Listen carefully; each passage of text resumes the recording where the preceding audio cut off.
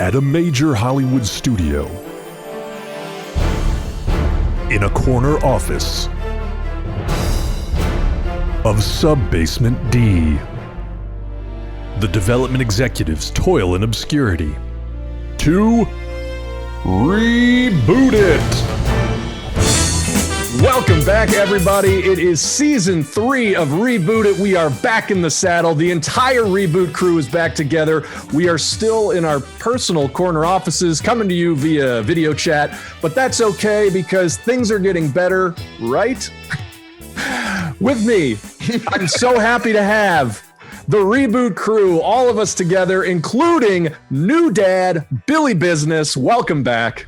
You know, having a kid is kind of like its own reboot. You're kind of rebooting yourself a little bit. You're rebooting your whole life. I rebooted my entire life. I rebooted just kind of myself, my DNA. So, yeah. Yeah, and how much you touch poop.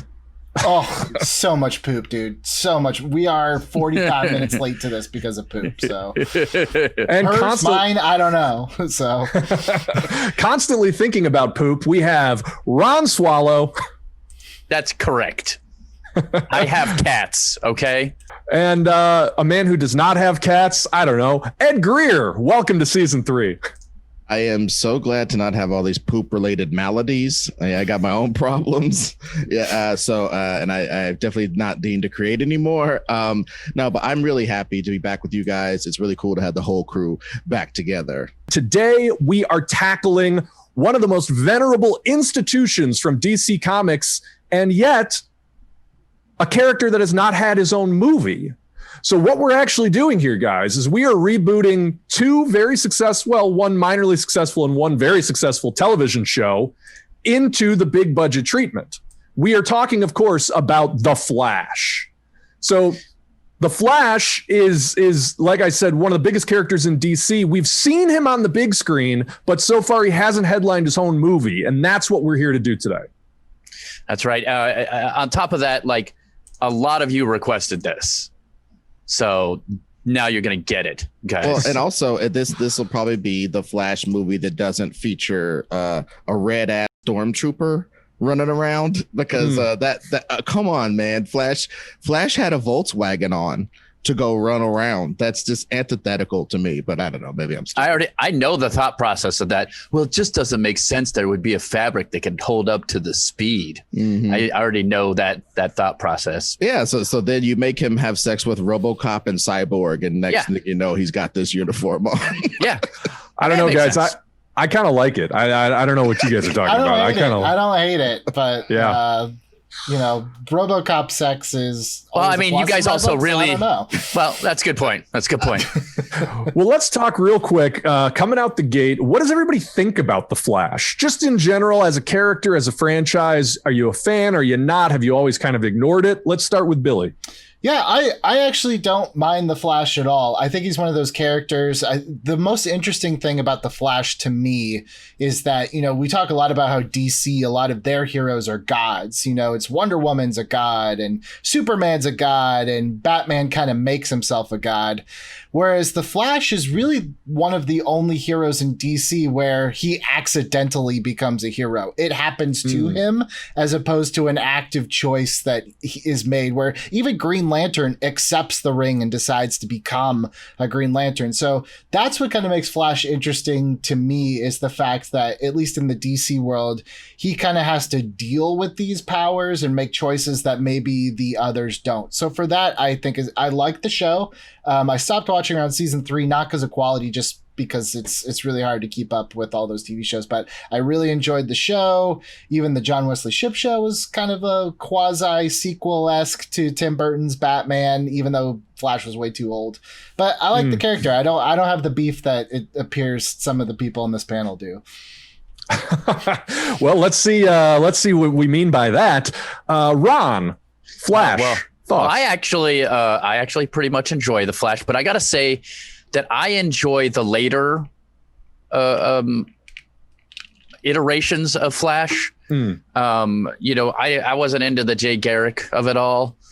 I just, you know, those comics were fun and interesting. And I mean, sure, I get part of it. Like everybody wants to run fast, right? You remember when you're a kid and you're like, Mom, get me those shoes that make me run fast. You, like, even though the shoes never made a difference, you know, those that type of thing. Like everybody wants to run fast when they're kids or whatever. So that's such a Flash fat has kid that fable. I was like, oh yeah, I'll totally be more athletic if I have these shoes. Lies. Yeah, no. Screw you, No, Ellen total Lights. lies. You didn't do jack shit. You look sweet in the dark, though. That's the thing with the LA. And I got blisters from the battery packs underneath my heels. But anyway. You remember the pumps when you pump it up? Yeah. And, oh, Yeah. The pumps, of course, made you jump higher. Yeah, of course they did. Actually, they were for ankle support. That was the weirdest athletic nerd front I've ever seen. It's like, nah, but also you're jumping high. I don't. Okay. So I also like Flash because eventually he's the guy who has all the flaws. Like he's constantly making mistakes. He ruins everything. He makes such bad decisions that he's almost a bad guy half the time. It's an interesting thing because he's constantly he's one of the most flawed of the Justice League, I would argue. He's also the funniest, although some people would argue Hal Jordan and Green Lantern, but I still think. Would anybody argue? Isn't Hal Jordan like notoriously a conservative stick in the mud? Wasn't that like his entire thing?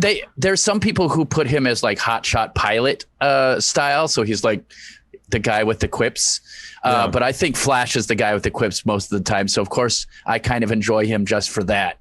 And once there was a little nuance added, you get a little tragedy into his whole life that makes it a little more interesting. But also, that's all been done. So I'm curious to hear what you guys think. Well, we'll get into all the different versions. Before we do that, Ed, Flash, are you a fan or are you not? What do you think? Look, I think you'd have to be you'd have to be a real jerk to not appreciate somebody being able to run fast, even on all the way up to the vibration through stuff. Oh God, I think you can see where my line is.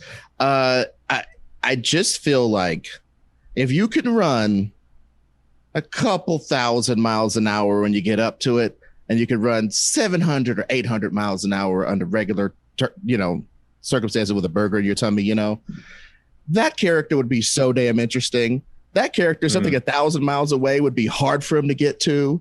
Some kind of running up a building would be like, oh, gotta get it together, gotta use my techniques. But this guy who could run back in time anytime he wants to and vibrate through any obstacle, so he didn't have to worry about navigating the world at 800 miles an hour. He just, it's automatic for me. I don't get it. I don't get the appeal. I don't get it. I'm not saying it sucks. Yeah. I'm saying I don't get it. I don't get the fantasy of you constantly fighting boomerang guys and ice guys. Yeah. But no matter how hard you run at Captain Cold and no matter how much you slip on his ice, you have 1 billion years of Flash time to recover and punch him 17,000 times till his whole face is dust. So why Rogues Gallery? What Rogues Gallery? Problems? What problems? I agree with Ron that he does seem to make a fair share of his own problems. And much like somebody like Spider-Man, I get that. And I like that. And the stories of the Flash that I've ever read that are actually good involve stuff like that. Something he's created, something so vast that even somebody who can run fast can't solve it. This is the way to do a Flash story to me. Yeah, I would agree with a lot of what you're saying, Ed. I think that the Flash is a character that's built on some like really problematic contradictions in terms of like what he can do, what he can't do, what's a challenge, what's not. Like it really strains suspension of disbelief. But I do want to touch on something that Billy mentioned earlier. The thing that I always connected to with the Flash, which does separate him from the rest of the DC heroes, is like he's the one DC guy who never had like a lifelong quest. Even, Billy, you mentioned Hal Jordan where he had to accept the ring. I would say that the way that story's always been written is like he's always a guy who's wanted to be out among the stars, who's wanted to live a bigger, more exciting life than what he had. And the ring is sort of the apotheosis of that. I think that sort of applies to all the DC characters. Like their stories sort of end with them taking on the superhero mantle, which is like the exact opposite of what happens in Marvel. The Flash is in a weird way the most character in the way his story works, because it's just an accident that happens out of the blue and it turns his life upside down. The problem, though, is then his power set is almost quintessentially DC in the way that he could just do anything and everything. And so I think we're going to have a hard time reconciling that. Let's get into a little bit of the history of the character. The Flash was created in 1940. Originally was a character named Jay Garrick, and that has really been the major legacy of the Flash, is that he is a legacy character. In the 1960s, I think it was actually 1961, if I'm not mistaken, the Flash is reinvented completely, brand new character named Barry Allen, who we mostly all know, that had nothing to do with Jay Garrick. Different origin, different extent to which he can use his powers, different rogues gallery. A few years down the line, the Flash Barry Allen meets the Flash Jay Garrick, and it introduces the concept of the DC Multiverse.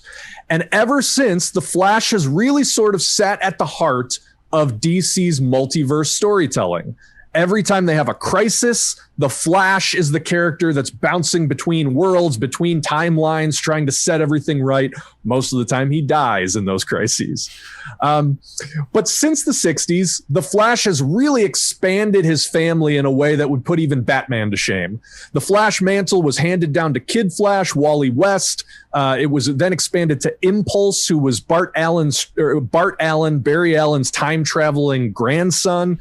At a certain point, all of Wally West's family got superpowers. So his kids had superpowers. His wife, I think, was superpowered at one time. And the Flash mantle has been bounced around the DC universe in a lot of ways. What I'm trying to get to is the Flash was basically rebuilt from the ground up in 2011 by the writer Jeff Johns. Yep. And for the very first time, the Flash was given a backstory. Because the one thing you could always say about the Flash, for as crazy as his powers were and as integral as he was to the multiverse, the Flash was boring as hell. He just had no motivation. He had really no personal problems other than trying to get with the lady that he liked. Jeff Johns introduces this concept that when the Flash was a boy, he saw his mother murdered by some unseen cosmic force, which turns out to be his time-traveling arch nemesis, Zoom, or the Reverse Flash, who in the comics, I think that was always sort of interchangeable. Yeah, there's Dr. Zoom, which is Bartholomew Thrawn or whatever.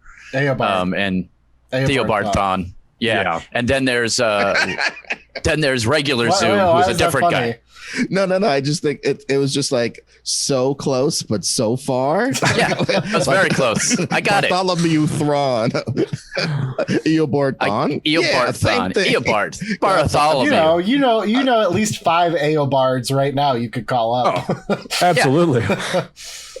Well, and so that kind of brings us to the present day, where like that origin story has not only become sort of de rigueur for the Flash, but it's almost become the only Flash story that any other media focuses on. I mean, that has really driven the TV series with Grant Gustin. That has driven the interpretation in the movies, where we've seen that his father is in jail for a crime he didn't commit, murdering his mother, but it wasn't really him. And even in the comics, I mean, the way that they refocused the Flash mythos on Barry Allen was this storyline, which eventually became Flashpoint, where the entire DC universe was remade because of something that Barry Allen did. And I guess what I'm trying to say is, Ron, everything that you say you connect to is really stuff that's been invented in the past 10 years. Exactly. Like this idea of Barry Allen as a quippy character, this idea of Barry Allen as someone who makes these horrible mistakes that screw up the DC universe, you know, all of that really didn't exist before 2011. Yeah. So I would say at least the quippy part, and this is coming as someone who's not a huge Flash reader, but a lot of that was Michael Rosenbaum's voiceover kind of interpretation from the Justice League cartoon and Justice League Unlimited, where he definitely was the comedic relief, definitely younger than everyone else on the team. And I don't know if that's like how Flash always is in the comics, but that's why I was saying it now in retrospect, I feel like John Wesley Shipp was too old for Flash because I now associate Flash with that Peter Parker kind of role for DC. Well, and what's wild, I think that's really important because Michael Rosenbaum was playing the Wally West version of the Flash, and that was always his character as Wally West, where Barry Allen, who was really kind of this uptight, very soberly responsible dude. He was a forensic policeman. Yeah. He didn't get to roll across the hood like Starsky and Hutch. He came after the murder and picked the brains up and looked at them. And, there's some cadmium on these brains. That's the guy who was running around saving the world. So yeah, he wasn't. Yeah. And he died in 1986 in the original Crisis. And at that point, Kid Flash, his sidekick, becomes the Flash. And I would say that was sort of the halcyon days of Flash storytelling. Mark Waid, who's a legendary comic book writer, did a long, almost 10-year run on the book and really built Wally West into a round, full character, but one who was really defined in his motivations and his origins by being the successor to the Flash. And that really became foundational to those stories, is that he took on this mantle from somebody. He was the second generation or third generation even of this character. And so much of his struggles were about like, how do I do this better? How do I live up to the myth? How do I clean up messes that my predecessor didn't? How do I access powers that my predecessor never had a chance to develop? So I always liked that approach to the character, but it's tough to do on screen because it's so rooted in this idea that there was a whole version of him previous. And not to be also was, go ahead. I was just going to say, like, unfortunately, or fortunately, however you want to see it, like, that's kind of the entire premise, or at least the setup that we had for our Green Lantern pitch, which was living up to the legacy of the one before you. So it's like, one of the most interesting elements of Flash is something that it's like, for our purposes, would just be essentially remaking the exact same movie we've already done. And we don't want to do that, for sure. I absolutely agree with that. So that is a very interesting wrinkle, Billy, and I'm sorry I almost stepped on that. But one thing I just wanted to say, what Bill is basically talking about is the 2 to 3 to 4 times that they've tried to actually make Flash a character. And I'm not trying to be rude with that. Yeah, but I'm saying, like, make him somebody who isn't just a set of attributes floating in the ether that solves stuff. When the killing of Barry Allen, to make him a person who had to live up to it, and this new young person that had all this stuff to lift. That was maybe, I guess, the first time they tried to do it. Then the second time, like you said, they do the whole bring Barry Allen back and do all the Speed Force stuff, or rather do all the Speed Force stuff. And then I think the third time with the Jeff Johns going, yeah, that Speed Force stuff is pretty cool, but his mom's dead too. Right. Yeah. Stuff on him. So it's like, one thing I present to the group, is it to us to determine the new Sisyphusian rock that he has to push? Because we've seen all these other ones already. And are we aware of, is Zack Snyder in the other office for the purposes of our kayfabe? Zack Snyder and whoever the hell is going to direct it, and Ezra Miller, and they're kicking it over there. We're just like, no, are we cognizant of the so-called real version? What are we going to do? Let's put some parameters on this. So one of the things that we talked about in our Reboot Rewind episodes, which in between seasons, if you weren't following that, you got to go back and check them out, because there was some amazing stuff that happened in those episodes. We committed to this idea that we are going to rebuild the DCEU in our own image. And so having done that, we have a Green Lantern movie under our belt, a Batman movie under our belt, and a Superman movie under our belt. And so I think that the kayfabe for this is that we are bringing the Flash into this movie universe that we have sort of rebooted cold. So we don't have Ezra Miller, we don't have Andy Muschietti, we don't have Zack Snyder really making any difference to what we're doing right now. Yeah. So if we want to embrace some of the Jeff Johns storytelling that really seemed to be in Justice League, we can. Or I think if we want to rebuild this from the ground up, and maybe that brings us to, the question we always ask, what is an audience bringing into this movie? Setting aside the Justice League of it all, the fact that we've seen what we've seen from Zack Snyder, if it was just the John Wesley Shipp version and the Grant Gustin version, what is an audience then bringing to a big screen version based on the existence of those things, or even just based on the idea of the Flash beyond those things? At some point, somebody definitely has to say, "Run, Barry, run." That frickin' show has become it's so funny because I do like that show a lot, but that some of the stuff they do in there is like cheesy for the sake of cheesy, but also trying to like get you inspired. But I do think obviously he has to run fast. I think people want to see some of the cool stuff that he can do. And it's interesting because like there's a part of me that wants to actually make this weirdly street level. Instead of going as cosmic as it is obvious to do, because he can dimension jump, he can time jump. So like all that stuff available seems like something you should use. But there's a part of me that wants to see that stuff and ignore it 100% and do something a little more street level with the character, just because I just would like to see something along the lines of this guy saving people, the heroicness that is part of Barry Allen, because he loves, he's solving crimes like during his day job. So why wouldn't he be doing the same type of thing as Flash, but maybe on a bigger level, or maybe not on a bigger level? Anyways, I think that's what you got to see. A bunch of fast stuff and some crime solving. I don't know. I'm in 100%, 200% agreement with just because he can do cosmic stuff. I don't know if we need that in this first movie. Our whole DCEU is very big and very cosmic. So, I think there's enough stuff there with Barry. If we choose Barry, I don't know if we will or if we'll go Wally, but I think there's enough stuff to keep this one grounded. I think when you say like people want to see what he can do, I agree with you. And I think that's honestly a very hard part, because the Fox X-Men movies, which I think are dog crap, the one thing that they did really well and that has been imitated a lot is what Quicksilver did, and the way that they showed speed relative to how we would see it if we were watching kind of, half a frame per second or whatever it is. So it's finding a way to show his powers. And then the other thing I think people are going to bring in maybe a warped sense of what Flash is, just because I do know that the Flash TV show started very jolly. It got really, really dark.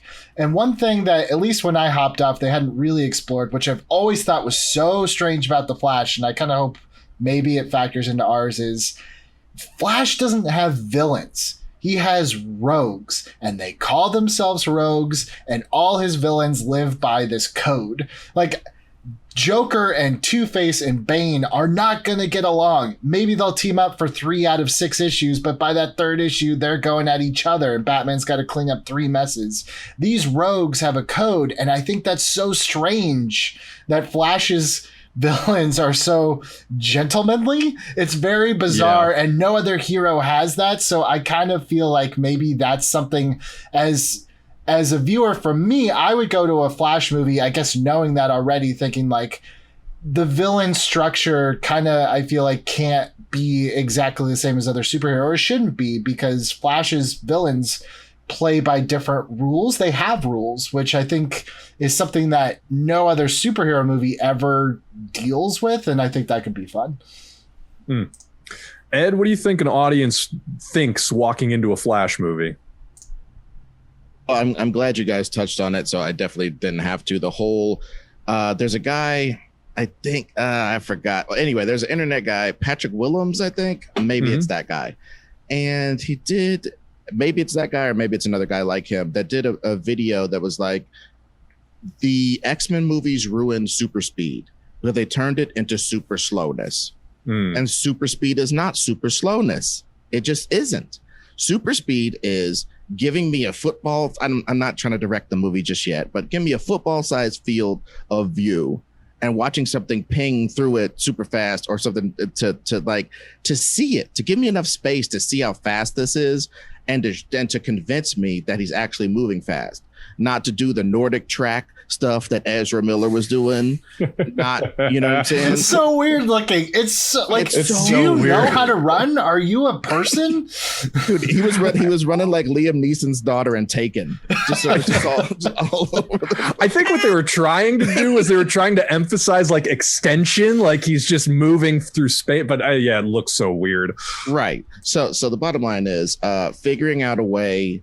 I know they're going to come in wanting to see our take on that, and I don't want to give it to them. If there is certain super slow sections where you just got to slow down to show something so sick that Barry did, I'm down for that. But extended periods of it lessens the impact. If you show a little bit of slow and then a bunch of damn, what did I even see? And then, you know what I'm saying? I just think figuring out a way to switch speeds with Barry, and that's another thing. I think I'm a sports fan. I know there's not. I know there's a bunch of nerds that like sports, but like maybe they don't know how to watch it. You know. I think in sports, one of the best things is shiftiness.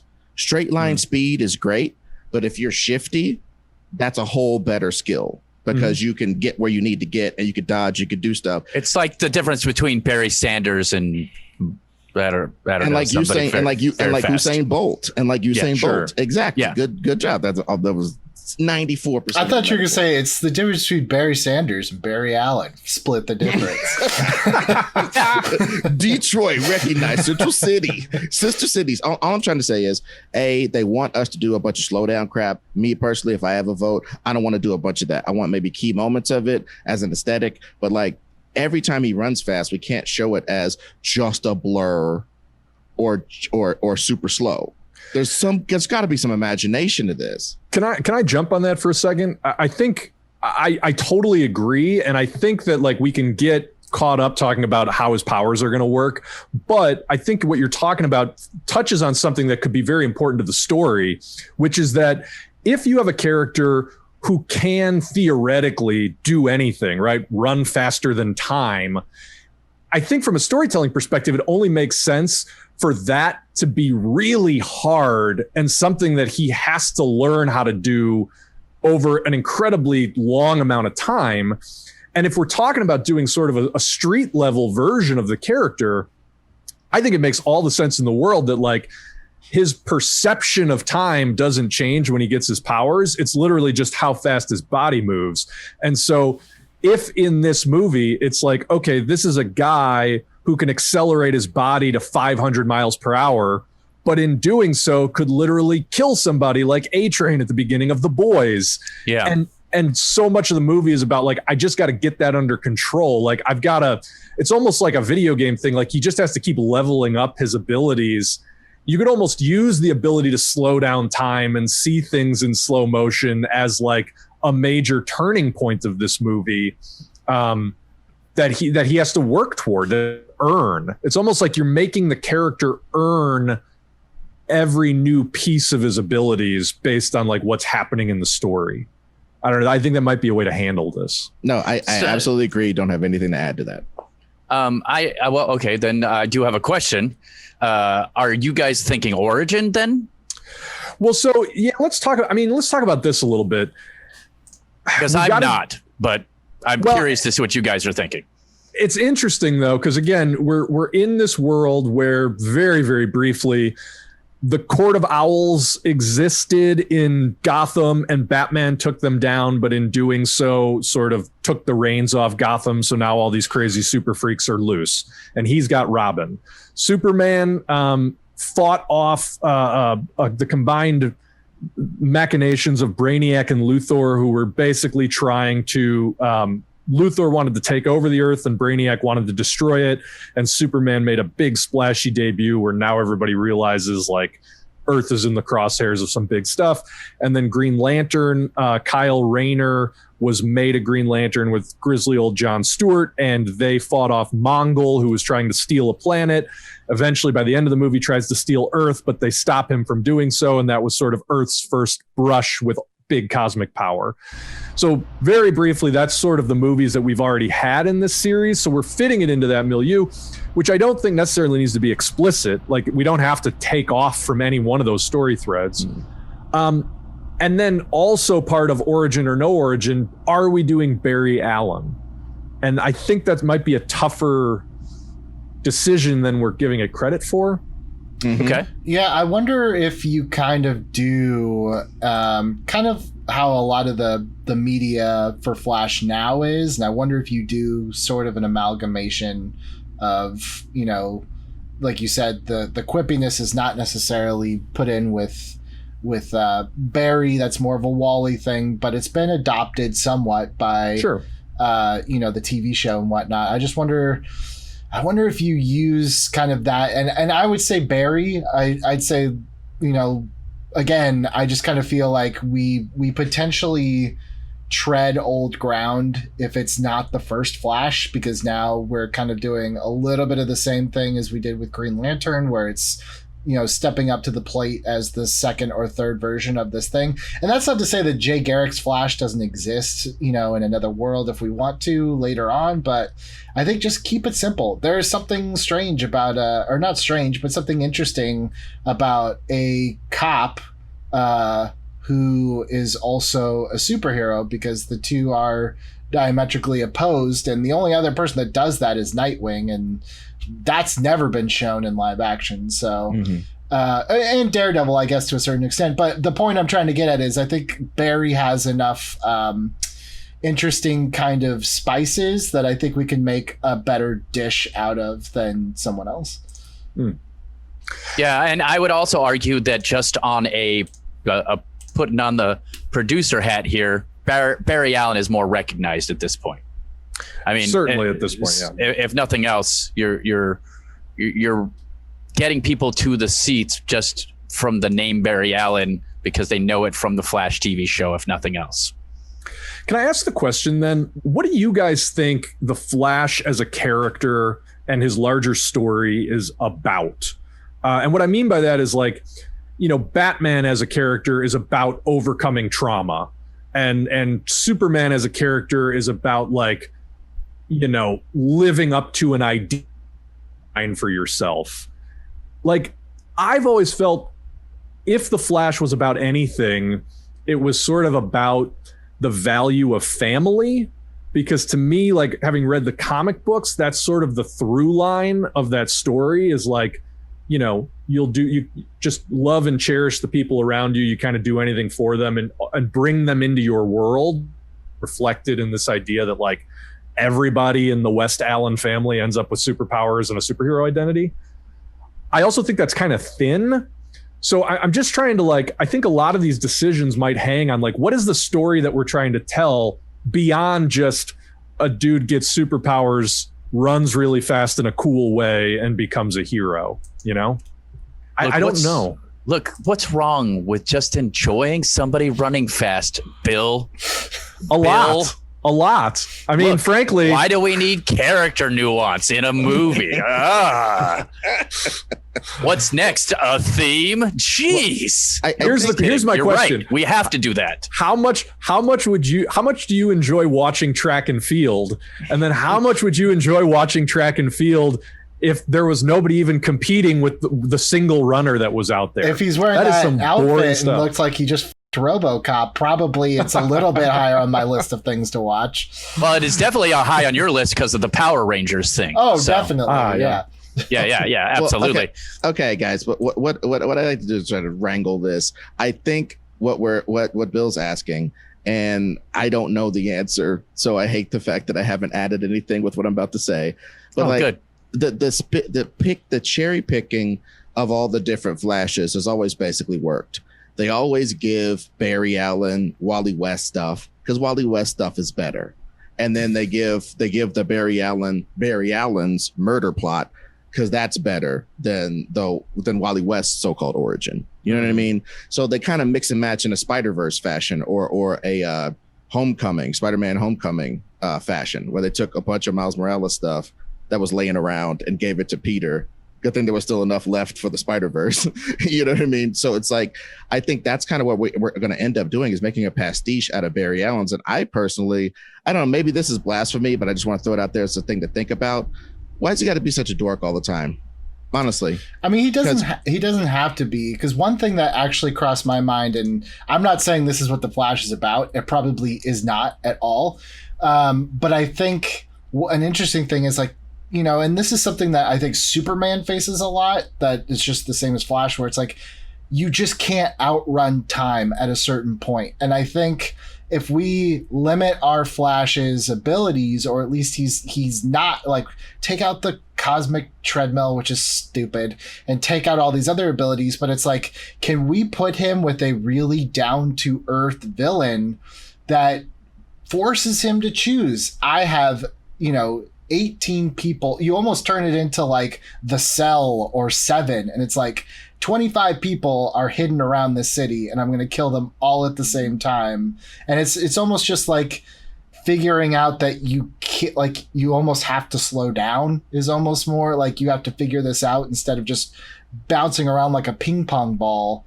Let's use the fact that he does crime scene investigations. Like, I don't mind seeing a Flash that is smarter, that is a little bit more cerebral. I'm not saying darker. I'm just saying I think that also can, like, help you choose a villain if it's more of like a direct threat. Not someone like, I'm going to go back in time and stop this thing. Not someone's going to take over the world, but it's like these people, like you said, maybe it's family. These people are going to die, and your speed can't necessarily stop it alone. I think that's interesting. I mean, I think what you're talking about then is sort of a mystery structure. I was thinking of thriller. Almost like a Long Halloween for Flash. What's the Long Halloween version of the Flash's story? Something, and that's a way that you could also pepper in maybe some other, like, rogues in there. And I'm not even opposed to creating. That's one thing that, like, very few, if any, comic book movies do, is they don't have the balls to just create a new character. It's like, I wouldn't even mind if it is a mystery and it turns out the villain is either a new character or someone not always associated with the Flash. What if your villain's like Deathstroke? I've got a way to do it. I've got a way to do it, connecting all of the stuff we do. Someone from Gotham who was part of Court of Owls had moved to Central City to expand their territory, and hadn't been taken out by Batman at that point because they had moved ahead of time, and they're in Central City, sort of running the crime in that area, perhaps. But either way, I think one of the things you got to have for the theme of Barry Allen, I agree with Billy here, is family has to be important, and relationships in general have to be important, because I think one of the central wound to Barry is that he's never had his family life has never been stable. Even in the times that seem stable, it hasn't been, because there hasn't been a specific blood relative being part of it. And that affects a person. And part of the reason he solves crimes is because of it. Part of the reason he makes jokes is because that's how he handles all the trauma that has happened in his life, and handles going to crime scenes and seeing brutal things that have happened. He makes jokes because that's how he handles things. So, like, those type of things I think will be important to that character. This character is so weird. I got to just make this one little tangent. Just hearing you talk, Ron, like, what is going on here? I hadn't really stopped to think about this, but this is like a lighthearted, super 1960s family-friendly hero who cleans up murders and, like, is constantly being confronted by the aftermath of horrible crimes. And, like, and it's, and even with the Jeff Johns stuff, the reinvention of his origin, it's like, he's a down to earth family guy whose mother was brutally murdered. It's like, the tone is so weird, because it's like, you talk about some of this stuff and I'm thinking, like, Prisoners, like that Hugh Jackman, Jake Gyllenhaal, Denis Villeneuve movie. But then I think about The Flash and I'm thinking, like, The Incredibles, like light and poppy and fun. That's why I was trying to get over. take that part out. So that my pitch was more of like what if we make it more of a Prisoners, of a Seven, of a thriller, kind of like the way the Batman's looking, because I agree. I feel like there's something really interesting about, like, that makes me think the Flash is the messed up one. If he's the one that's going and looking at all this grisly shit all the time, but is like making quips, again, it's like, not to get like too deep or anything, but I do think that, when you think about people who talk about suffering depression and stuff, they're just trying to keep their minds busy. I think there's something interesting in the fact that, like, you can't always outrun yourself. You at a certain point, you have to slow down and confront whatever's in front of you. That's and super look, interesting. Look, guys, the reason I relate to this is because you all know how my childhood was, and this is what I do. This is the Ron Swallow story. It literally is me being as silly and funny as I can be to cover up for the trauma, but also not to cover up for it, but to accept it and like move through it and like become better and not let the things that happened in your past literally control who you are in the present. Okay, but so Ron, that's you now. Yeah. Talk about you at 20. This is actually an interesting tangent, because you at 25 is basically like, how do we turn you at 25 into you now? That's sort of the Flash story. That's interesting. 25. That was when I was still rollerblading and I was married. So that's not going interesting in our movie. No, it's not. No rollerblading. Look, the Flash rollerblading should definitely be in our movie. No, but please do that. Let me just make the observation though that the idea of rollerblading, if you extend that, it's basically just sort of a thrill-seeking, sort of like, I'm going to do whatever I want mentality. Interesting. Like, is this movie sort of about taking a guy who has that sort of internal anger that he's figured out how to cover up, but has this sort of thrill seeker mentality? Is it almost like he gets these powers and it feels like this is the thing I've been waiting for my entire life, and the movie is sort of about, no, it's not. Like, I have to learn that these aren't the genie in the bottle. These aren't the things that make me a whole person. That's interesting. It certainly it is. And to that point, it's just like what you always say about the DC characters. Their powers are the apotheosis of everything. As soon as they get their power and start using them, it's all solved. They fly. Wonder Woman literally became a flying angel figure once she figured out her godladiness and beat up Ares. They end up once they figure out all their powers. Even Batman does it. You know what I mean? Like, I am Batman. They all decide this huge moment of when they embrace their godhood, they do this thing. And with this would be the first character to be like, yeah, I could run so fast that, I almost killed that lady. Oh, I missed this thing. Oh, I almost got stabbed. I almost got stabbed on this thing. I was a little overhang. I didn't quite see it. And this is really messed up. Oh, I ran really fast, but I got here too late to solve this murder. I also thought of this thing of like not making him not such a damn dork. Oh, and what you're talking about is a Wally Westism from the CW. Wally West definitely felt exactly that way. He was already a speed racer. I was just going to say, the one thing we can't do is communicate his sort of live by my own rules personality by making him a drag racer, because that literally happens in every bad action movie. This guy's a rebel because he races cars. You mean all of Fast and the Furious? Yeah, exactly. No. I think it's as simple as, again, then this is me. I like I said, I am just taking what you guys have said and extrapolated it. Okay. But I don't know why he can't honestly be kind of Johnny Utah, but a tiny bit smarter at the beginning of our movie. The type of guy who will chase you down an alley and like he's a Brad Pitt in Seven. He's Johnny Utah. He's this sort of archetype, sort of a detective type, sort of a too smart for the room, but like kind of like a regular action movie cop, but doesn't get into that much action because it's more of a realistic world. Well, but then he gets superpowers. Going back to what Billy was saying, I mean, I'm almost picturing it's like there's like a grisly murder scene and everything's very dour, almost has that like the Batman aesthetic that we saw in the trailer. And then Barry Allen shows up. He's like sucking on a lollipop. He's like, look, the blood looks like, it's like he's seeing a pattern in the blood. Like it looks like a face or something. And he just thinks it's hilarious. And all the other cops are like, what is wrong with this guy? But Like, that allows him to be a good, like, maybe, and that's another thing. He's like a good, instead of making him so much forensics, if he was a good detective, the type of detective that gets a little leeway to be like, it looks like this guy, whatever. Yeah. That thing, you know, you say a little stupid lie, and then you know what I'm saying? Yeah. It seems like he would get if he was, again, not so much of a dork and not focusing so much on he's the cop who never gets in any action. No, he's the cop who gets in enough action to realize that most of the time you chase a guy down the alley, you get your butt whooped, and most of the time you think you're going to get to do that. It's just a crime scene that you're at too late. That's his experience of being a crime fighter, is you're always too late. It doesn't really matter.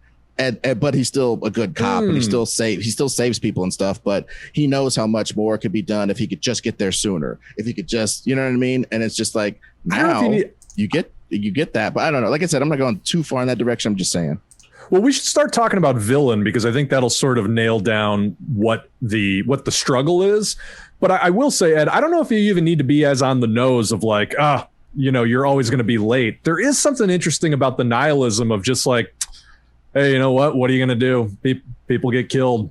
People die. Like, he's so he's just so sort of inured to it that it like, yeah, I'm just going to show up and crack some jokes because this guy's got his brains all over the wall. Like, you know, what are you going to do? There's also but something then later, like, when you get powers, you have something to do with that not happening. And it's maybe even more important to him and bring it back to real life and reality. Yeah. There's something so weirdly like ironic too, that it's like, if he saved everybody and there were no murders, he doesn't have a job anymore.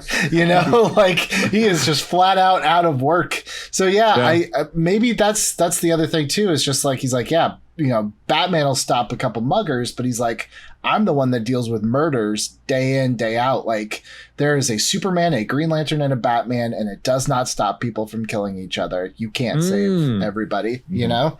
Which goes back to the point of Ron making a street level, which I'm just glad that my puppet hand goes all the way out to where Ron is, because that's the only thing I was bringing to this conversation really was tamp it down, baby. Street level it up. Make the cop angle actually something that is just... He spends 17 minutes a season being a cop in that show. I also like, Billy, what you just said really gets to the idea of the Flash as sort of self-reflexively about being a superhero. Like, that, you know, that's always sort of been his function, is to be the guy who like comments on what it takes to be a superhero, either overtly or through his stories. And so making him a guy who's just like, got all these superheroes around, but I still see dead bodies every day. You know what I mean? And like, then what does that mean when he gets the powers? That's sort of an interesting question. Yeah, and it also will give him a drive to try to save people, because he's probably tired. Even though he cracks the jokes, he's probably tired of seeing all the dead bodies.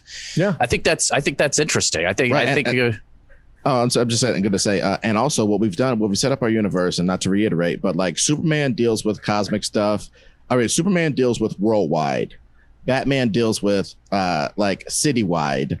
And like Flash deals with like the real people of the city. Like Batman is Batman, but Flash would be more like Daredevil, for lack of a better metaphor, where this is my area, but his area is going to get larger and larger the more his powers balloon as well. And I think that's an interesting thing to kind of set him up for like trying to get more and more power, because maybe he like sees that I could be more than your neighborhood Flash if I got my game up, you know, which gives him an actual thing to like strive for.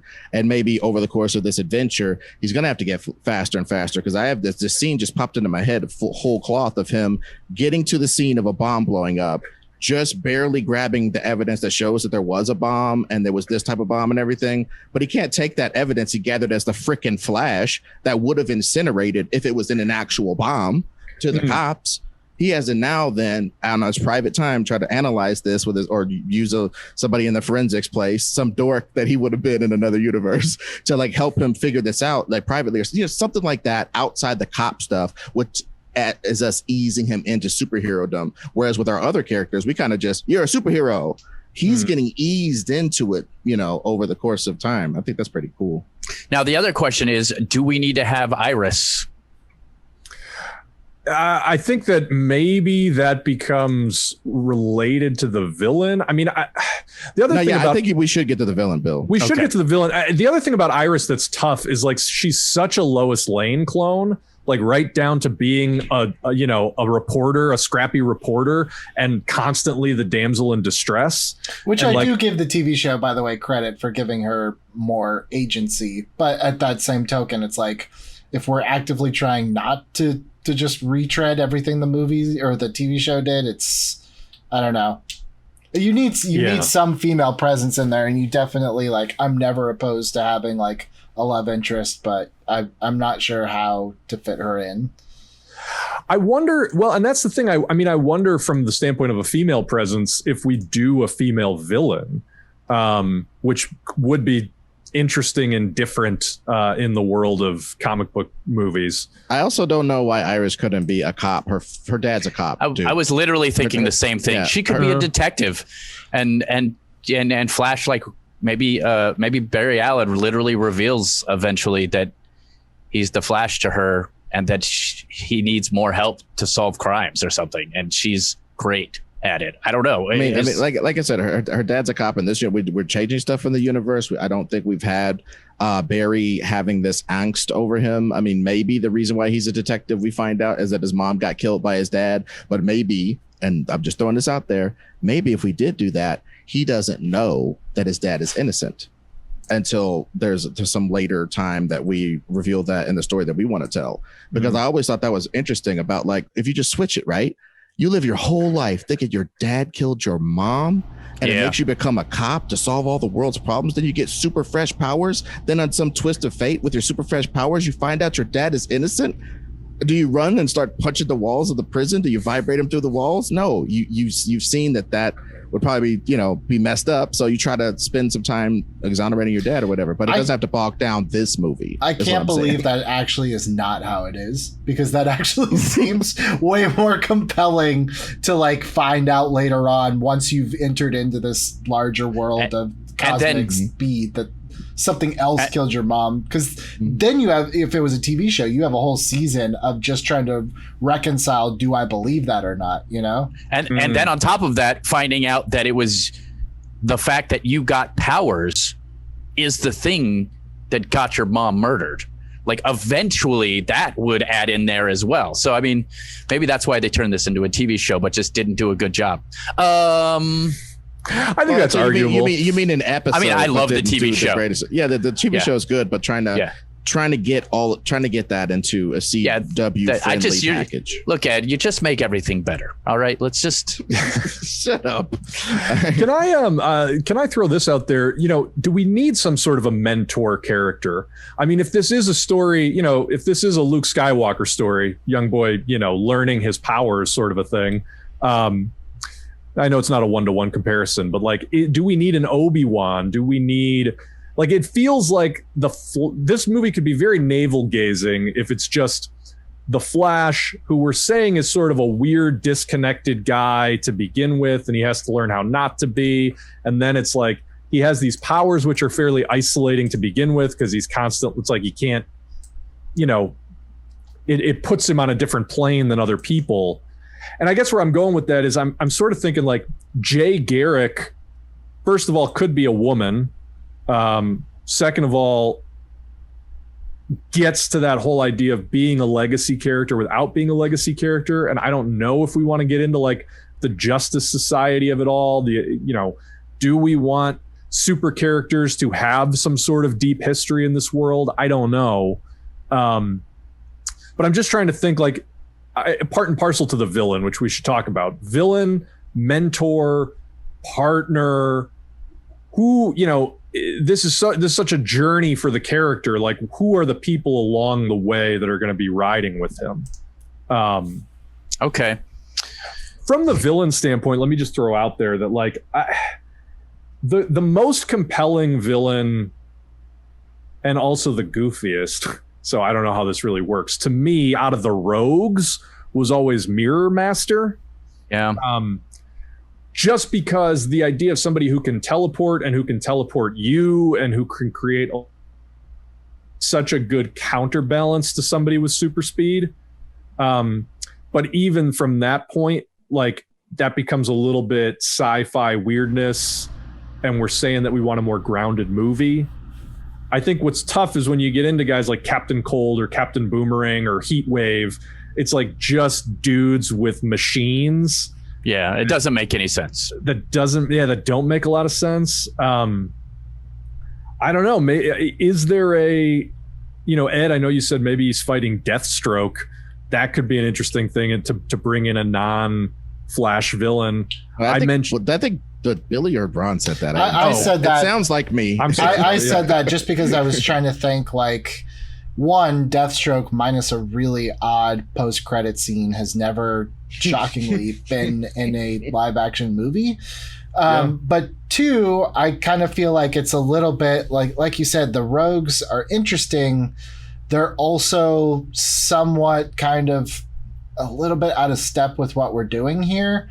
But Deathstroke, look, I don't know how deep you want to get into it, and probably not this deep, but I'll just say it anyways because I'm halfway down the track at this point.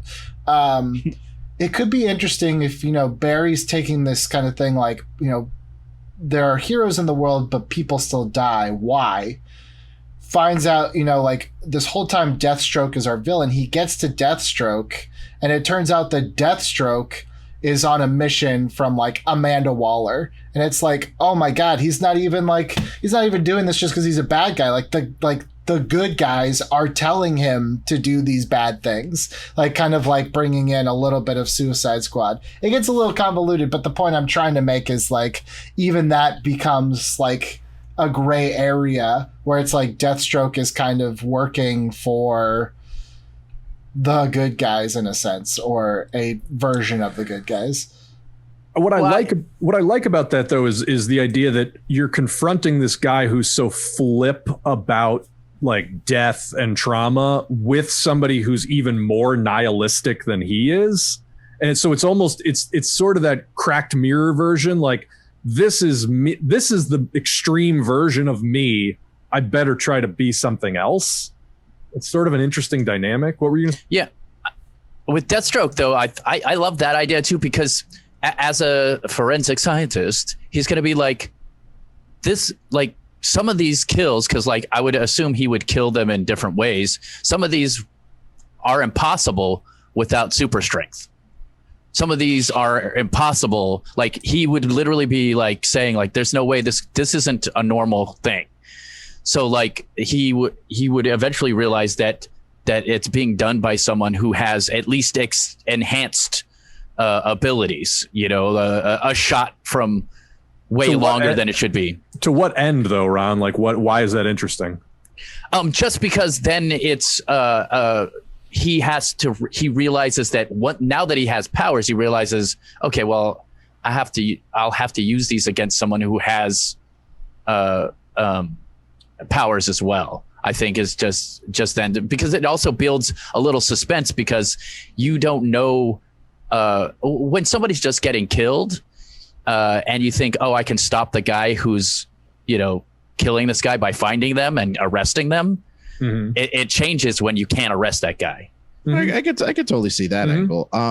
The thing that I'd say though, I mean, like I said, I'm the biggest Deathstroke fan up in here. However, even a 700-mile-an-hour Flash, like, I mean, a 700-mile-an-hour Flash would have a problem with Deathstroke. Deathstroke's reflexes are just insane. He like looks at bullets and stuff.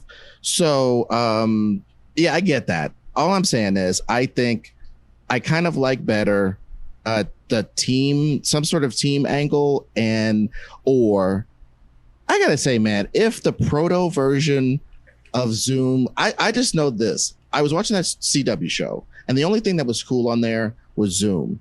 And maybe that made too much of an impression on me, and I'm bringing it over here and I'm trying to make fetch happen. Yep. But just Zoom was so cool. He could stand in front of Barry, and then Barry goes, "I'm gonna chase you," and he's like, "No, you're not.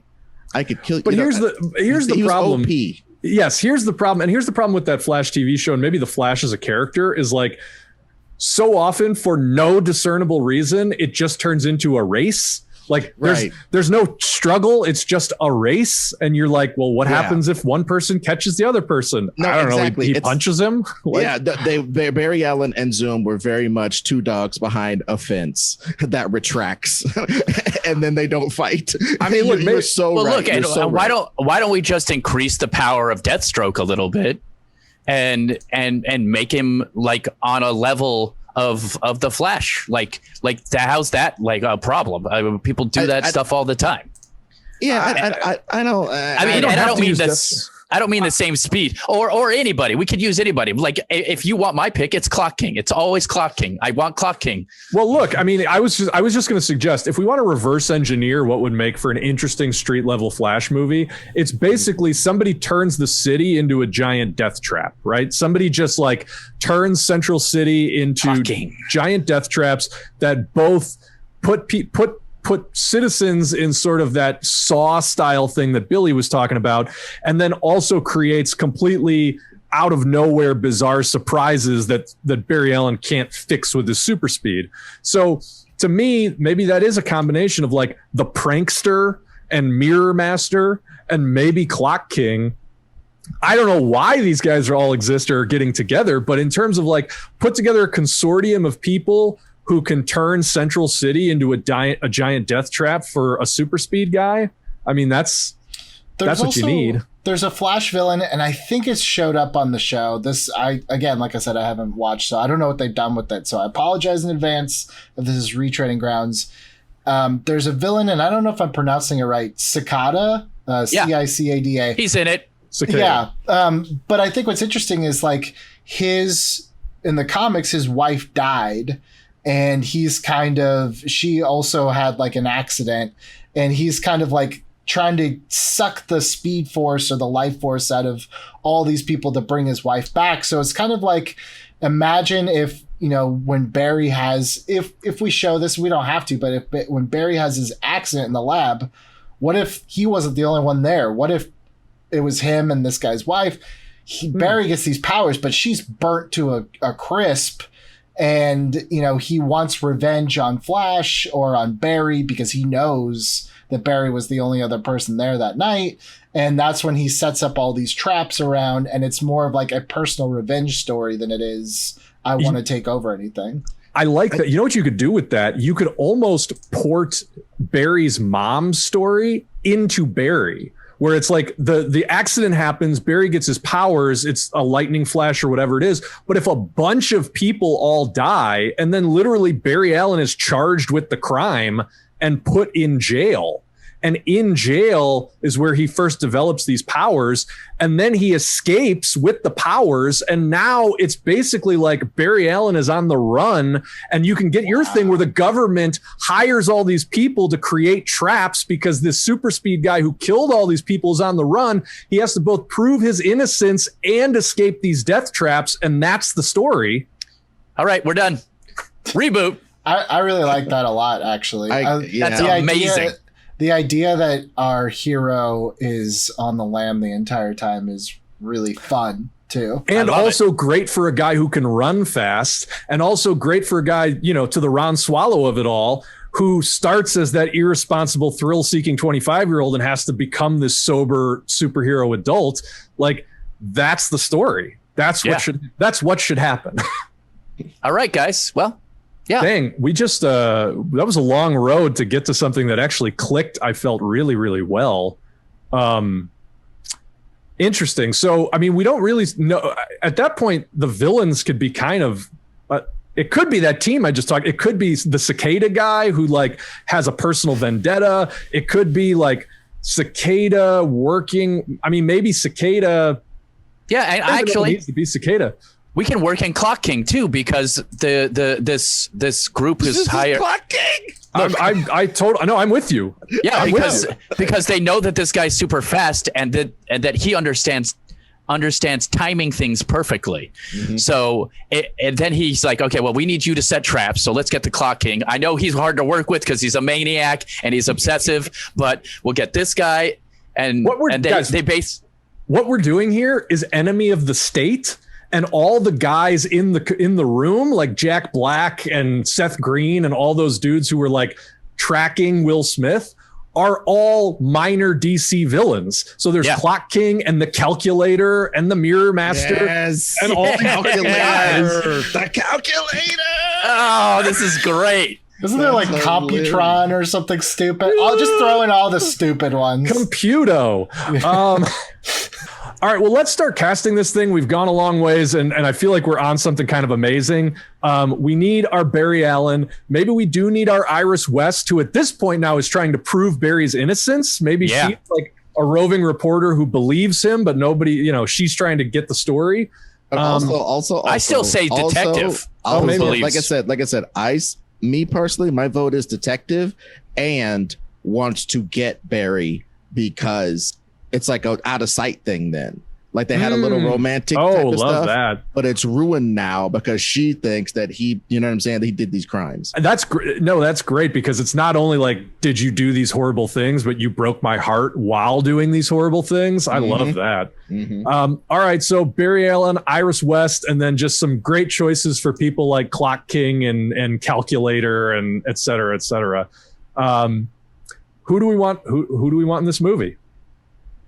I almost want to now Ed, now that you brought up the out of sight of it all, I almost want to cast Iris first. Like who could play Jennifer Lopez in Out of Sight? You know what I mean? Well, because she would be like this weird moral compass. Like she saw this guy who was a nihilistic cop that was good at his job.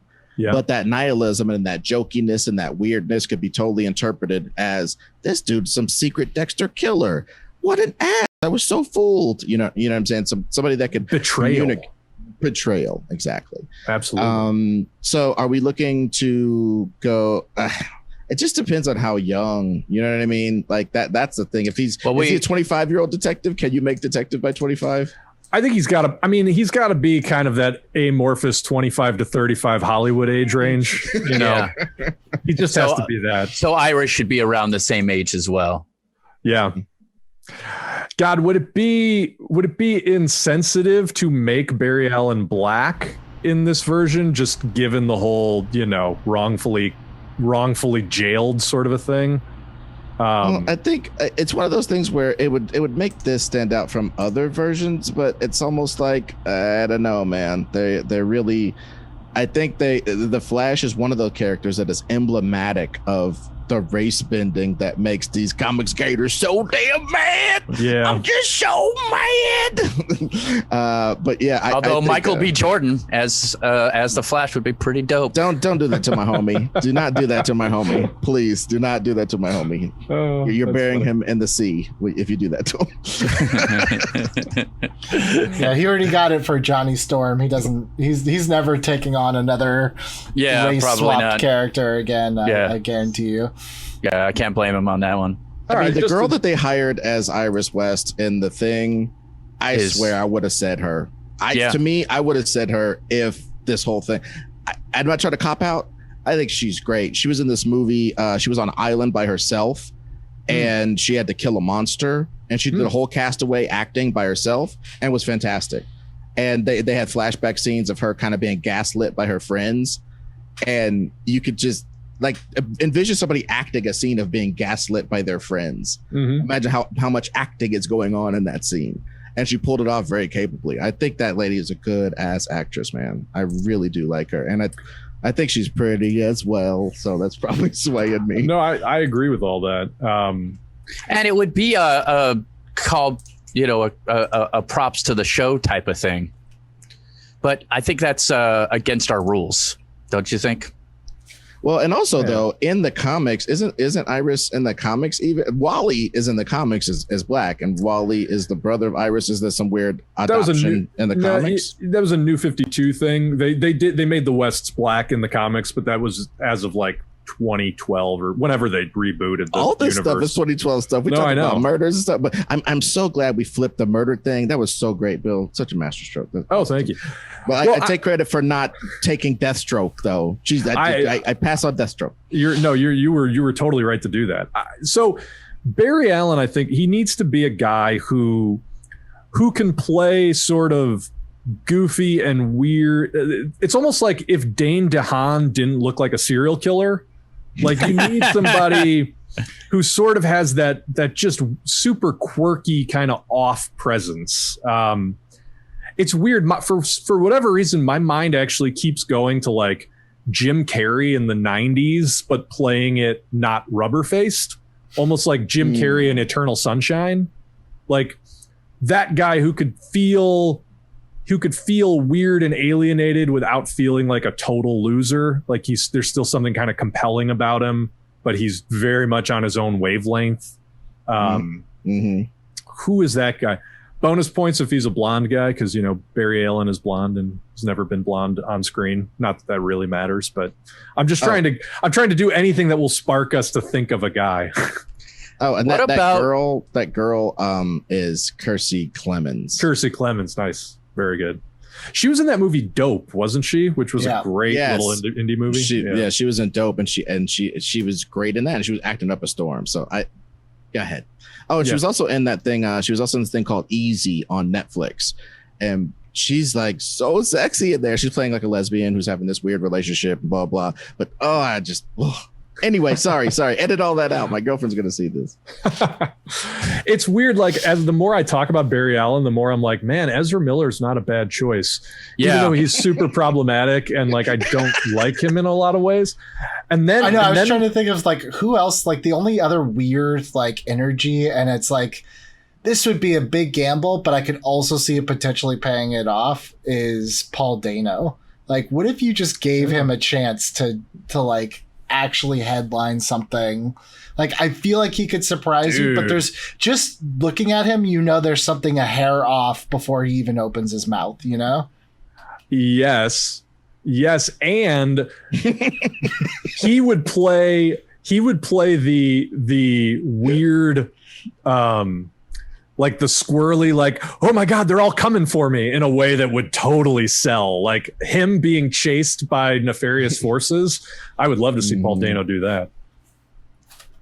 God. I mean, I looked up actors under 25 and there's just a bunch of pouty lipped, like, yeah, it's so weird. No, it is so. Timothy Chalamet as the Flash, right? There you go. Yeah.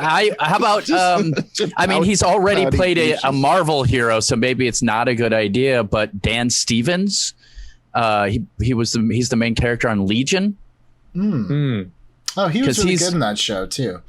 Yeah. And he's definitely quirky, almost blonde hair, arguably.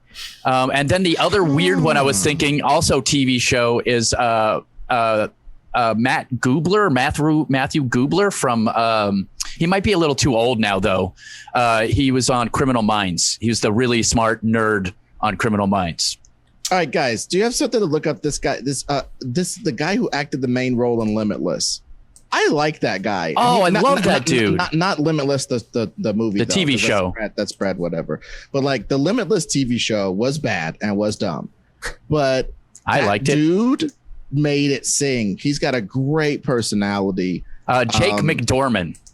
That's his name. Yeah. That dude's got a great personality, man. You know what? He can do stuff.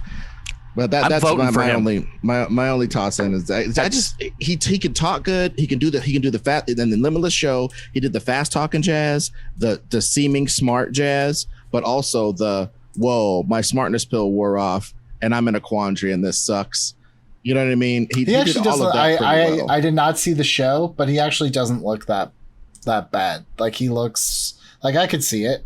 I agree with Billy. I also did not see the show, but I do think that he is he has a look that works. And if what you're saying, Ed, is right, I mean, that makes sense to me. It's 100% right. I like the guy.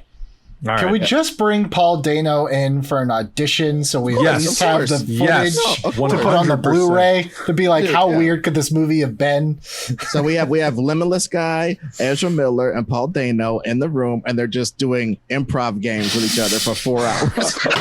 That would be some weird ass casting tape. Just make them play New Choice for an hour. Oh my God. Whoa, guys, is somebody trying to beep into the call? Hello? Oh no. I didn't hear anybody, Bill, and you didn't either. You didn't hear anybody. Boys, welcome back to the development office. You're here in the office with me, aren't you? Like, I know we're social distancing, but you are here in the office. Is that correct? Yes, definitely. Yes, we are, sir. You guys really decorated your offices in a lot of different styles. This once this COVID thing is over, I'll come by and check out all of your individual offices. Definitely all the same room, just different corners. Listen. You guys got to do me a favor. I've got a buddy who has been through some hard times, and I want to give him some work. Okay, so just do me a favor and put Mickey Rourke in this movie. Mickey Rourke, he's been up, he's been down, but he's a talented guy. And like, listen, long story short, he's been crashing on my couch since the beginning of quarantine, and I'm getting sick of it. He needs to get out of the house. Put him in a movie so I can ship him off to some hotel somewhere and get this guy off my couch. So I don't care. The Flash, I don't care. We're gonna print money. It is what it is. Just put Mickey Rourke in the movie. And guys, I'll see you at lunch tomorrow, okay? We'll have lunch. Goodbye. I have an idea for that ridiculous suggestion. Wonder what he wants for lunch. Partially because I totally forgot that Mickey Rourke was a thing until this was brought up. But we were talking way earlier about their, a mentor. Is there any sort of someone that pushes him? And it's like, what if you have Mickey Rourke towards the first act of the movie as his cellmate? And it's kind of the Yinsen or whatever from Iron Man who kind of gives him that push to at least set him on the right path, or at least get him started. So he's kind of, the cellmate that's been in this prison, and he's got a life sentence or whatever. And however Barry breaks out, Mickey Rourke gets his monologue to die in the whole thing. What would actually make that even better? If I can yes and that. Sure. What if his cellmate is slightly crazy, and his cellmate is talking about being from a different universe, and it's never addressed in this movie, but like within the course of trying to tell him, you gotta, if you want to get, I don't know, whatever it is, if you want to make your life right, you can never stop working at it or whatever. But he's talking about it like we think he's schizophrenic because he's talking about he's been trapped in this universe from another universe. And maybe his name is Jay Garrick. And like Jay Garrick doesn't have to be a Flash in this universe, but like that's sort of our interpretation of the whole Flash of Two Worlds thing. That's fun. I don't mind that at all. I think you make it an Easter egg. I don't even know if you call out that that's Jay Garrick, Yeah, I mean, maybe it's like you just call him Jay, and you don't Big lose his Jay. last name. He's in jail. He's Big Jay. Also, just really quickly, just to end that even more, maybe we think that it's Jay Garrick and it's really somebody crappy like Eobard Thawne or something. Because I just think it's funny how, which Barry wouldn't know the difference. Oh, and that's I think true. It's one of those things where it's like he conveniently ended up in the next cell next to Barry because of part of those crappy. And again, I don't like time travel, so maybe I'm pitching it horribly on purpose. But at the same time, all these time travel plots that Barry's in involve people kind of knowing stuff about Barry in this time that he doesn't even know. And most of the time they do it kind of goofy, but this is a gritty, nasty one. Like this dude got himself put in prison or went crazy in prison or something to be at that exact moment to see the birth of the Barry or whatever, to see Barry run through the bars or do whatever he got to get. Right. I knew I was right. To convince him or something like that. Right. To convince him to embrace his power and escape. And it becomes like, you think it's just because he's this, he's this criminal mentor figure, but you could even do a post-credits scene where you reveal that, I almost feel like you leave it open and you don't even tell the audience which character this is going to be, but and then let the audience freaking buy the Blu-ray and dissect every millisecond he's on screen. Every second of the screen where he goes like, okay, they had to die. They had to die for him to embrace it. They had to die. And all this kind of stuff. And then everybody goes like, well, who had to die? Is it the people in the movie's plot? Is it his mom or his parents or whatever? Yeah, that's awesome. I already see the BuzzFeed article, like 15 Flash characters Mickey Rourke could be in Flash 2, Is he the turtle? Yeah. His name I think Screen Rant's already posted it right now. So. His name is Jay Eobard. Who could he be? Nice. All right, so we've got our three-way improv battle for the role of Barry Allen. We've got Kiersey Clemons coming back as Iris West from the other universe where the Snyderverse happens, and then we've got Mickey Rourke playing a mystery mentor character. At the end of the day, I think the villains are just sort of a melange of weirdos, right? Like you just need actors to sort of fill. It's almost like you cast like Crispin Glover and you know, and well, do you know what it is? Just really quickly, it's a reverse of the CW thing. The CW thing helped Barry not be so sucky and boring by adopting the murder plot, but also by surrounding him with a team so that we can see through the team's perspective his greatness. There always has to be some character that looks at that character and goes, that guy's great. You know what I'm saying? Somebody has to be standing there looking at Indiana Jones do that thing in the beginning of the movie to show that he's great. If he's doing that by himself, it tamps it down like 30%. So all I'm saying is, like, the CW show did a good job of positing that it would take a team to help him. We've done a great job of positing that it would take a team to defeat him. But the main person in the team on the show was there to like manipulate him and push him so he would use his power so that he could like steal them or something and go back to the future. I forgot, but that whole plot was pretty cool. And I just think maybe there's got to be a central person leading these guys to do this, to make the Flash thing happen. Maybe not to steal his powers or anything, or maybe that, I don't know. Why does the Flash have to happen now is all I'm saying. Yeah. But I don't think we have to. I mean, I think you could keep it street level, keep it grounded. Yeah, as just. But I'm just saying, trying to capture him. Why are they trying? Okay, how did they find out, and why are they trying to capture him? I just think that's something that the comments are going to ask. Well, because he escapes from prison using powers. Well, I thought we were saying that it's like Cicada ends up being the one that's kind of like pushing for all this, right? Yeah. Because Cicada coordinated them. Okay, I just lost that part. Okay, cool. Yeah, and I think the reason why they jumped to this is it kind of goes back to what Billy said, where maybe it's not that it is Amanda Waller in this idea that like when he escapes from prison, he clearly does it with superpowers, and then it becomes this scramble of like, we have a superpowered convict murderer on the loose. How do we catch this guy? And it's like assemble all these weird, quirky super geniuses to put together the plot. And I'd be willing to bet that Bruce Wayne was the one that funded this little thing to capture him because he wants to know who else is out there. I would just admit that too. He escapes prison, yes, and the average everyday Joe knows that he escaped prison, and it was super hard for him to do so because we didn't catch him on any of the cameras and this, that, and the other. But a select person looking at how it goes together, Cicada, perhaps. No, deduces it or something. You know who it is? Jensen Ackles. No, it's punch you. Imprisoned Lex Luthor in like a Hannibal Lecter role, where after our Superman movie, no, listen, I think there's something to this. Use Lex Luthor the way the Marvel movies use Tony Stark, like thread him through all these different franchises, where at the end of Superman, he achieves this godlike power. Superman smacks him down. He gets imprisoned, and the government does with him basically what Lex is at the beginning of All-Star Superman, where it's like, he's so smart. He's on such a different level that we can't just let this guy rot in a cell. We're going to make him work for us. And when he puts together the Rogues Gallery to catch the Flash, it's the first inkling of the Legion of Doom. Yes. You know what I mean? And it's like, you just need him in a chair in a room. Like, even if he's a really venerable actor, even if it's Tom Hanks, you get him in there for 3 days to film his scenes in the room with the guys in the chair, and that's all you need. Yeah, agreed. He's our guy coordinating it, and anybody can play Clock King and Calculator. Absolutely. Yeah. All right, let's bring this thing home. Who's directing?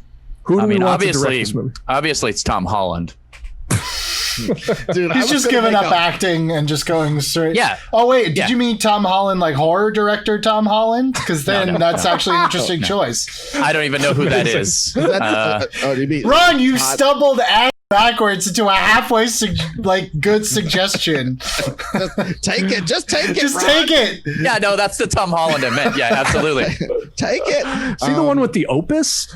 But look, I think it's somebody, whoever directed Days of Thunder. No, I'm just joking. Tony Scott, rest in peace. He's dead. Yeah, Tony Scott, rest in peace. I would say let's explore people who have depicted speed in before, because again, I understand that like there's these genius moments where you go, James Gunn never directed a blah blah blah. And then you have this genius moment, you let him do it and it works out. But come on, man, like speed's in movies all the time. There's a lot of directors who are totally obsessed with speed. There's got to be somebody that's shown it on screen pretty cool in a more practical, stripped down way, you know. So you mean Jean the de Furious Bont? directors? Jan de Bont. You meant Jan de Bont. Jan de Bont does not direct anymore. Oh, no, he doesn't? Okay, well, you know. I think he got put in movie jail. Yeah, I wouldn't be surprised. It's tough because I was gonna wait. Is Jan de Bont the Valerian guy? He directed Speed. No, I know he directed Speed. Who directed Valerian? Because he also would be a good choice, but is also Me Too'd. Was that Luc Besson? Luc Besson. Oh, yeah. I don't like that guy. You know, I gotta say, I think it's a little goofy. Andy Muschietti, who directed the It movies and now is directing the Ezra Miller Flash movie, is a nice choice.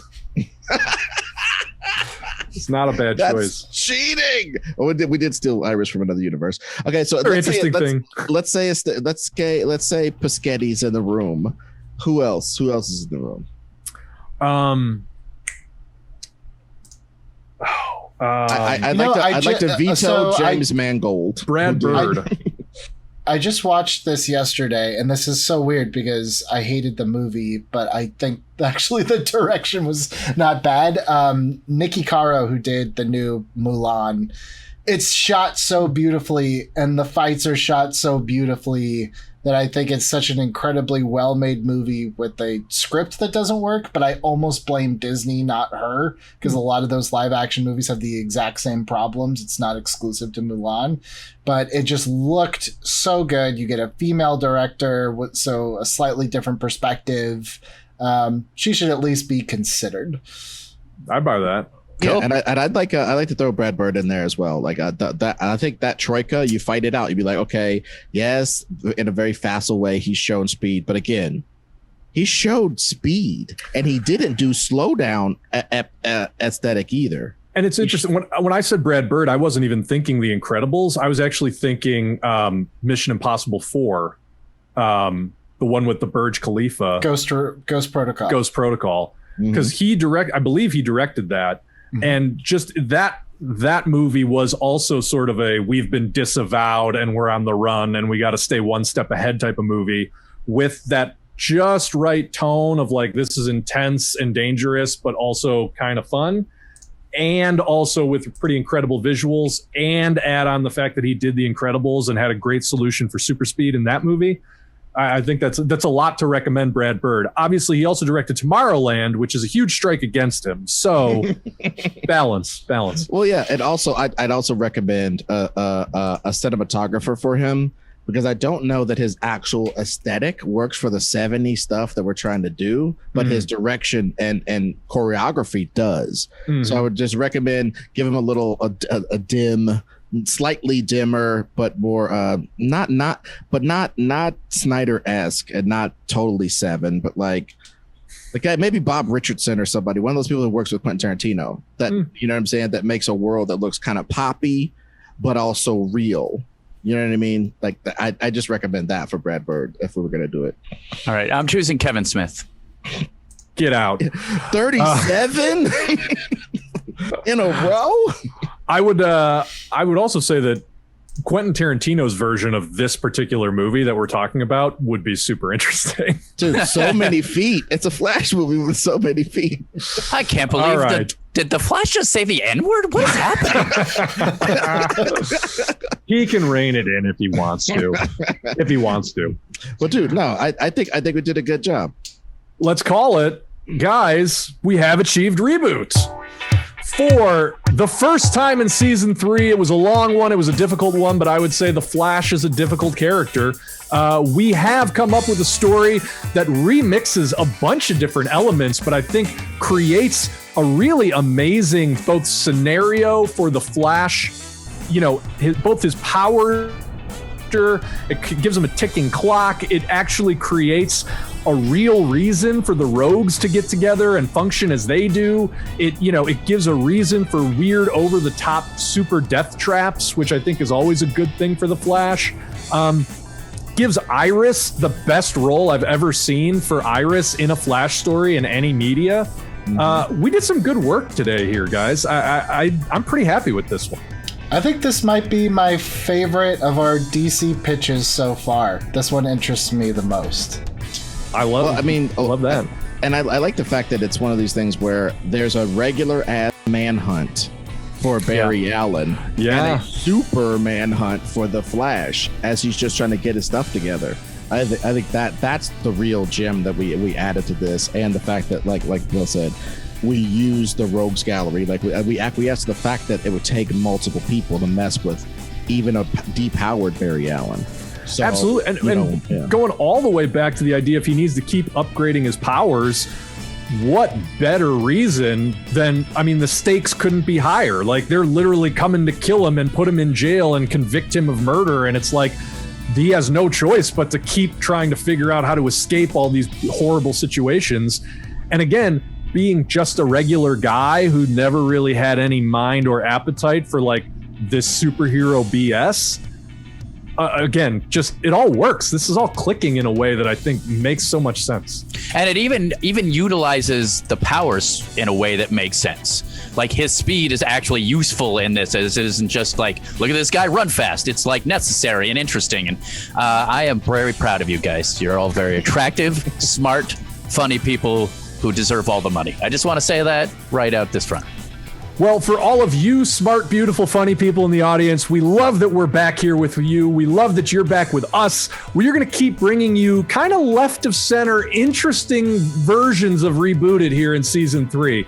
We've tackled all the big blockbuster franchises. Now it's time to get a little weird, to go in the Wayback Machine, do some stuff from early in Hollywood history, do some recent stuff, do some stuff from television. We got it all coming for you. Season 3 is going to be bigger and better, and there's bigger, better stuff beyond that to come.